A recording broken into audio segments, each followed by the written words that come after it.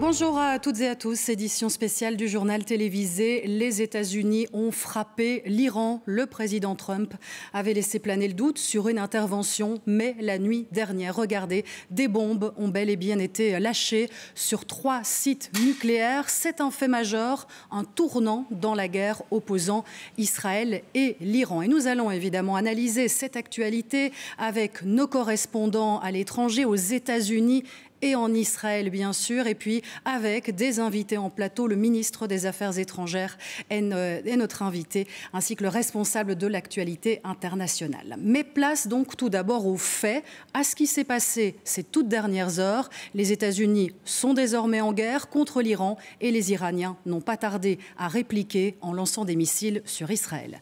Récit de ces événements avec Arnaud Rubens et Philippe Antoine.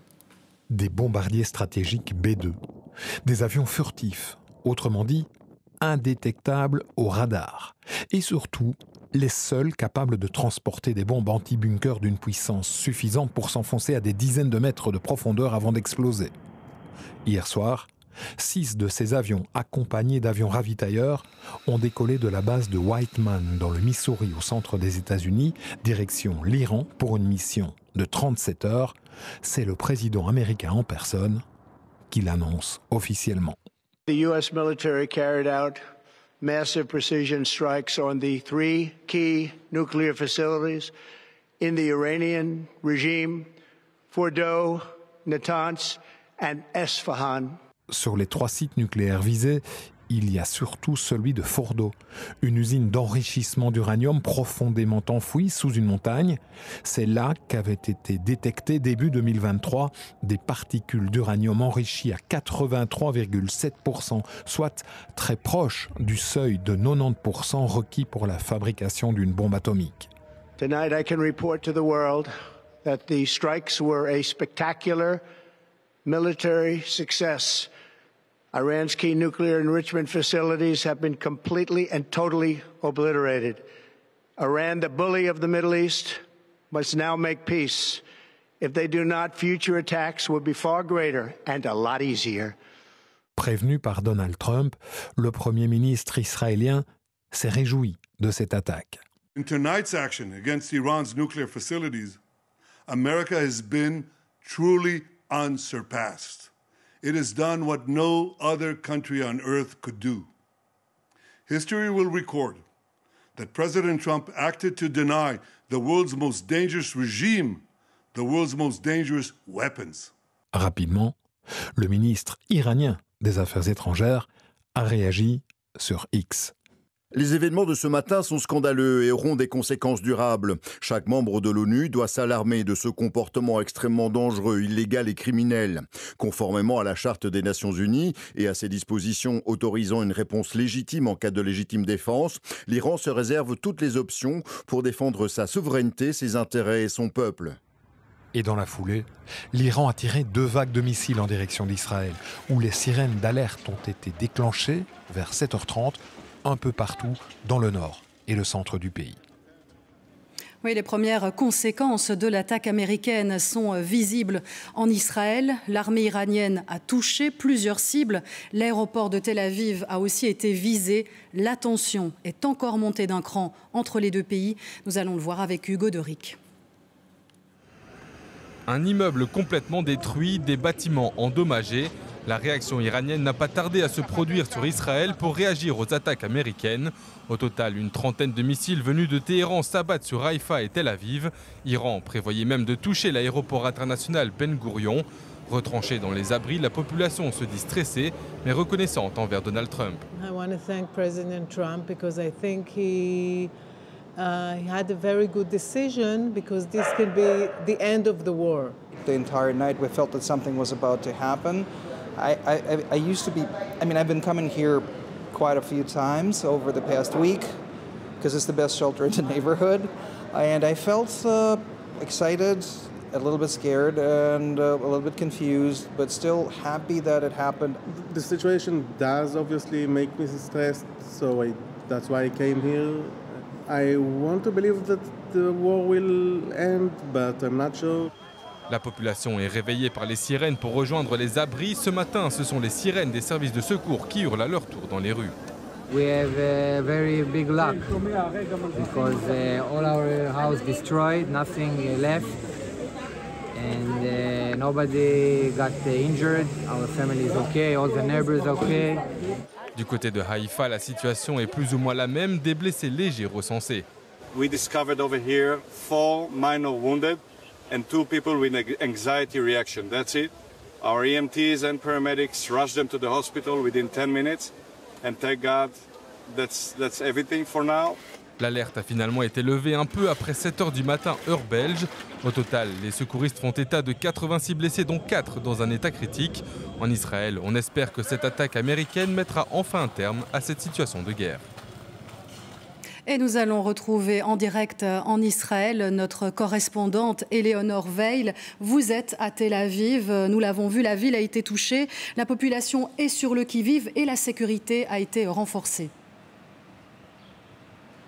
Et oui, en effet, vous l'avez rappelé, ces 2 salves qui se sont abattues en territoire israélien à quelques minutes d'intervalle, 40 projectiles qui ont été lancés depuis l'Iran et qui ont surtout touché le centre du pays en causant de nombreux dégâts, notamment dans le nord de Tel Aviv, avec ces 86 blessés. Depuis ce matin, les Israéliens reçoivent sur leur téléphone et peuvent suivre à la télévision ces images d'immeubles éventrés, de déflagrations qui ont soufflé des fenêtres, de bâtiments totalement réduit en ruine. Et si le bilan, les pertes humaines ne sont pas plus lourdes, c'est grâce à la discipline des citoyens qui suivent vraiment à la lettre les consignes de sécurité et qui se dirigent vers les abris à la seconde même où les sirènes d'alerte retentissent dans le pays. Alors oui, effectivement, aujourd'hui, la tension est palpable. D'ailleurs, les rues sont quasiment vides à Tel Aviv parce que plus que jamais, les Israéliens redoutent de nouvelles attaques, encore davantage depuis les frappes américaines la nuit dernière sur divers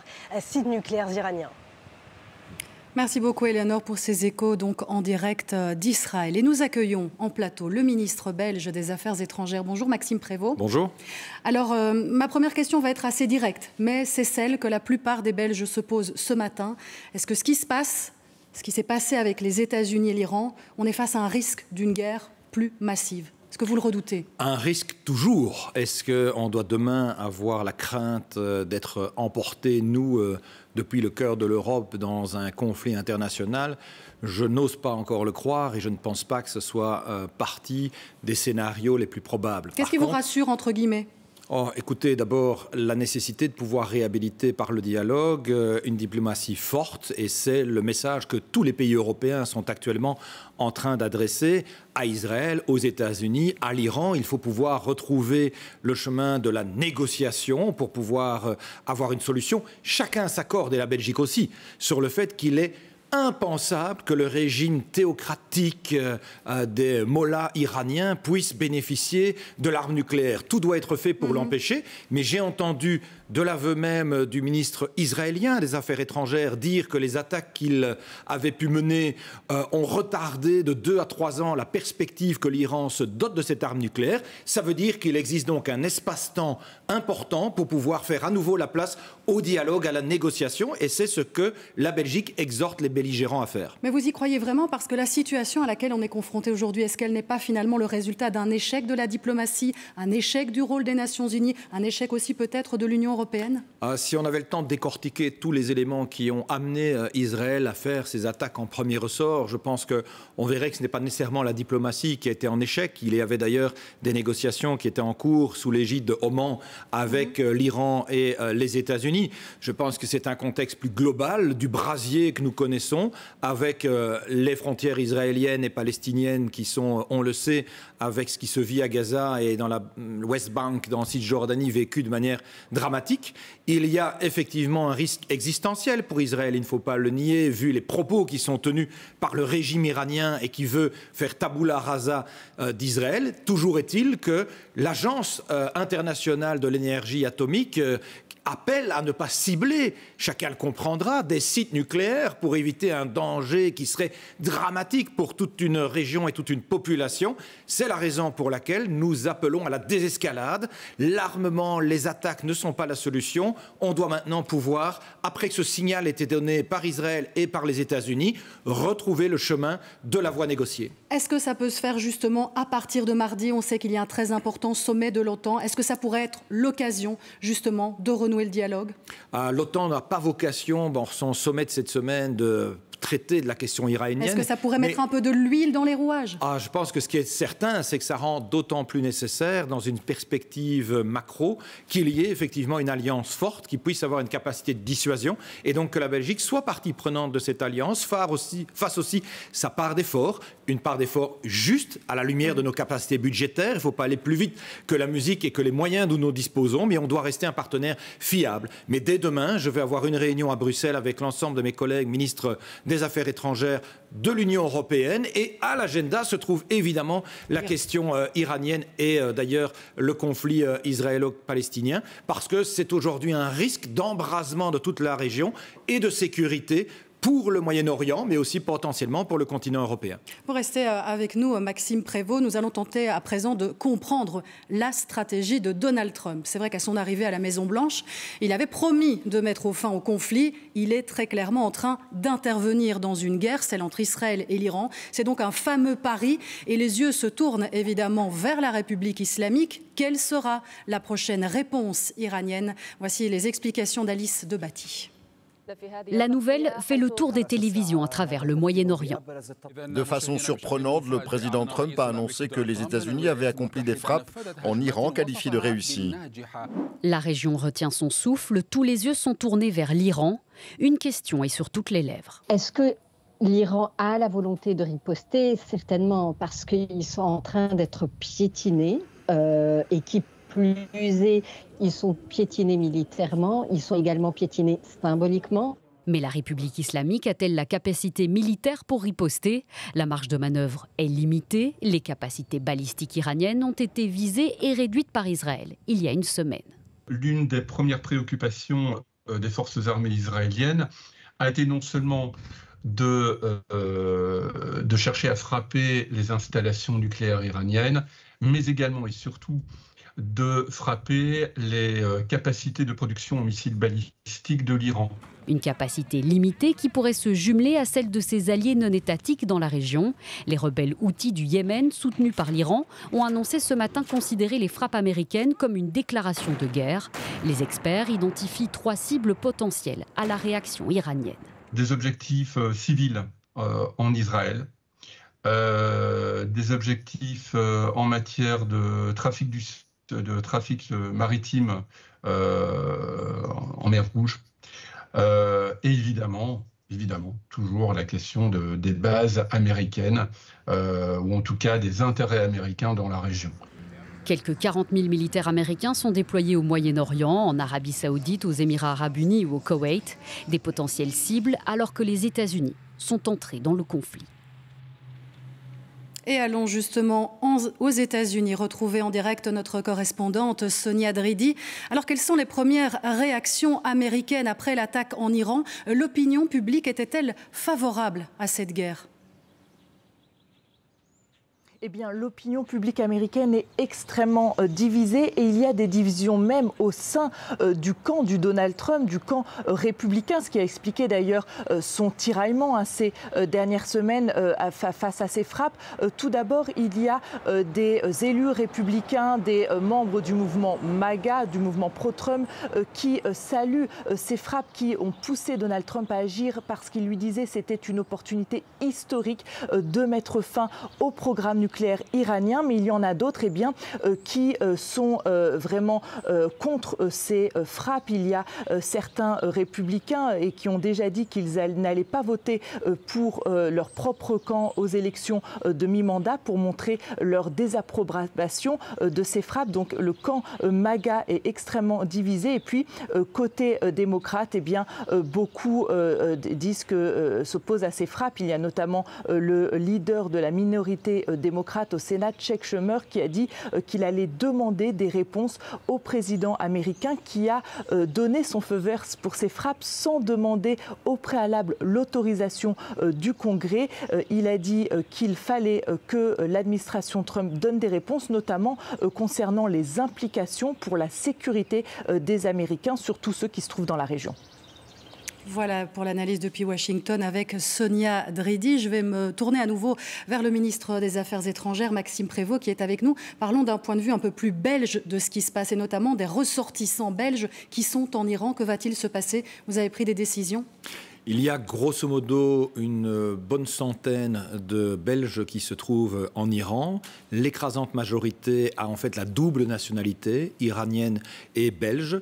Nos diplomates sur place ont commencé à prendre contact avec chacune de ces personnes. Un tiers a pu être contacté jusqu'à présent. Il ressort que la moitié a déjà quitté le pays et l'autre moitié exprime son souhait d'y rester pour des raisons familiales ou professionnelles. Mais donc, nous invitons évidemment chacun à se manifester auprès de l'ambassade, à s'enregistrer pour que nous ayons connaissance de leur présence sur place.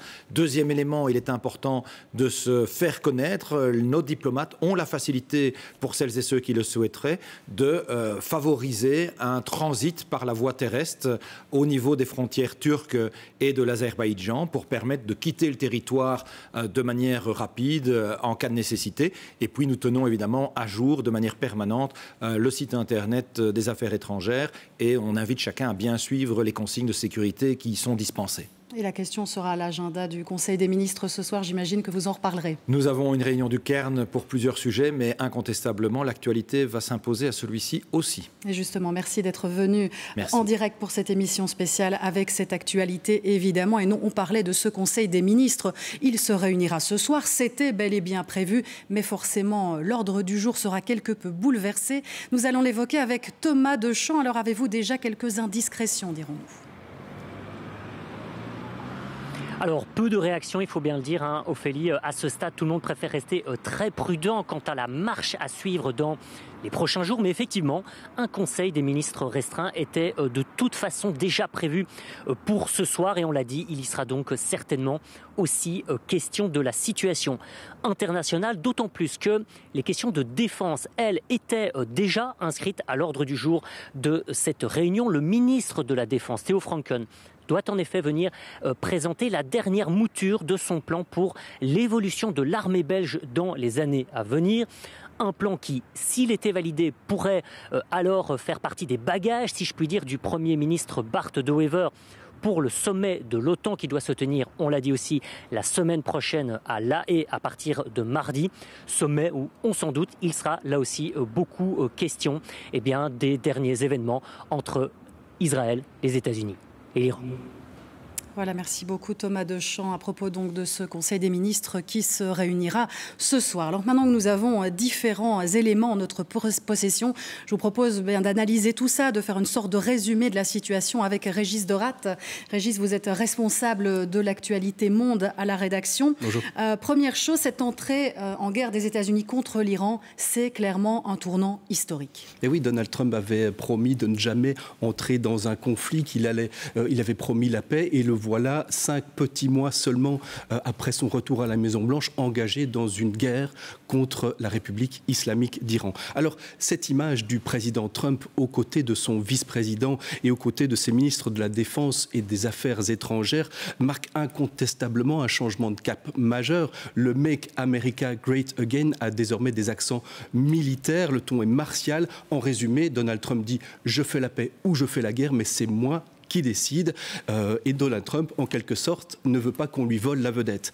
Il avait dit « on verra si j'y vais ou si j'y vais pas, laissez-moi 2 semaines pour prendre une décision ». Et seulement 2 jours plus tard, voilà que les États-Unis sont bel et bien engagés dans l'opération Rising Lion de Benjamin Netanyahou. Benjamin Netanyahou et Donald Trump sont d'ailleurs alignés sur une rhétorique de combat, l'axe du bien représenté par Israël et les États-Unis contre l'axe du mal, l'Iran et ses proxys, donc ses alliés, ces milices armées que sont le Hamas, les Houthis au Yémen ou le Hezbollah au Liban. Alors, ce qui est aussi important de souligner, Régis, c'est qu'en attaquant l'Iran, Donald Trump a agi sans l'aval du Congrès américain. Et ça, politiquement, c'est un geste aussi qui n'est pas anodin. Et légalement, le président est censé pour engager les États-Unis dans un conflit armé, avoir précisément un vote au Congrès, au Sénat et à la Chambre. Le président a donc engagé son armée sans passer par ce vote. Alors les voix s'élèvent déjà, Sonia Dridi en a parlé, aux États-Unis, côté démocrate comme côté républicain, pour considérer inconstitutionnelle cette entrée du pays dans un conflit armé. Les ripostes iraniennes vont vraisemblablement frapper des intérêts militaires ou civils américains dans la région, voire ailleurs dans le monde. Et donc on craint évidemment que ça entraîne une nouvelle salve de représailles et de ripostes qui ne vont pas améliorer la situation sur le terrain. Oui, justement, est-ce que la prochaine cible, ce pourrait être l'ayatollah Khamenei? Alors Benjamin Netanyahou et plusieurs de ses ministres ont déjà déclaré qu'il fallait tuer l'ayatollah Khamenei, donc le guide suprême de la République islamique d'Iran. Il faut savoir que depuis la prise de pouvoir par les religieux en Iran, c'était en 1979, depuis donc cette installation d'un régime théocratique, tous les ayatollahs ont dit l'un après l'autre qu'Israël devrait disparaître de la carte. Alors pour l'Iran, Israël, c'est le petit Satan et ses alliés des États-Unis sont le grand Satan. Alors Donald Trump a tweeté mardi soir en disant « Je sais très bien où se trouve le soi-disant, disait-il, le soi-disant guide suprême. C'est une cible facile, mais nous n'allons pas le tuer, en tout cas pour l'instant. » Mais donc la séquence est aussi politique, on le voit bien, derrière l'argument de réduire à néant le pouvoir, enfin le programme nucléaire iranien, il y a aussi cette volonté de décapiter la tête du pouvoir politique en Iran, de faire disparaître l'ayatollah Khamenei, pour lui faire succéder un autre dirigeant qui aurait un leadership un peu plus ouvert, peut-être pour les habitants de l'Iran qui sont sous un régime très oppressif. Mais il faut savoir que les Iraniens, même s'ils sont sous ce régime oppressif et veulent aussi être débarrassés des mollahs, il faut savoir qu'ils ne comptent absolument pas ni sur Israël ni sur les États-Unis pour se débarrasser de ces ayatollahs et pour retrouver leur liberté. Voilà, merci beaucoup Régis pour ces premiers éléments d'analyse.